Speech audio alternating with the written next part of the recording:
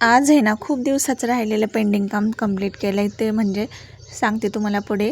तर आता आमची दीदी स्कूलमधून आलेली आहे आणि एवढा 1 तासाचा प्रवास करून येते तरीसुद्धा ती थकत नाही आणि आल्याबरोबर आमच्या शिवला जवळ घेते.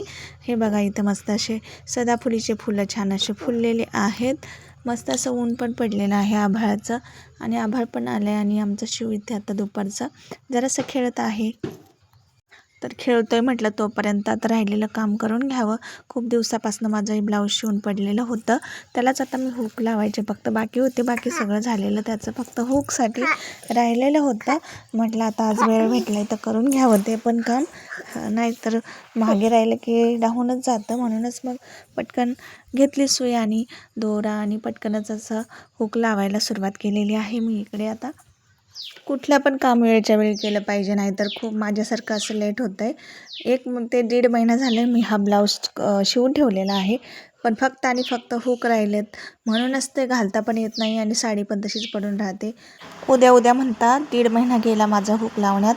तर मग आज आता निर्णय घेतलाच मी, आता काही करून हे हुक लावून घ्यायचे. 4च हुक होते, पण शिवला घेता करता नाही का मला वेळ लागला आणि हुक लावतच बसले होते तर शिव आमचा पप्पांसोबत खेळून रडायला लागला. त्याला आली होती झोप. मग काय, इकडे दीदी अभ्यास करत होती आणि आमच्या शिवला मग थोडं झोपू घातलं मी.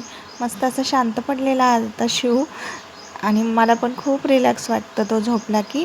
आणि करमत पण नाही, कारण सवय पण लागलेली असते आरड्यावरड्याची सारखं.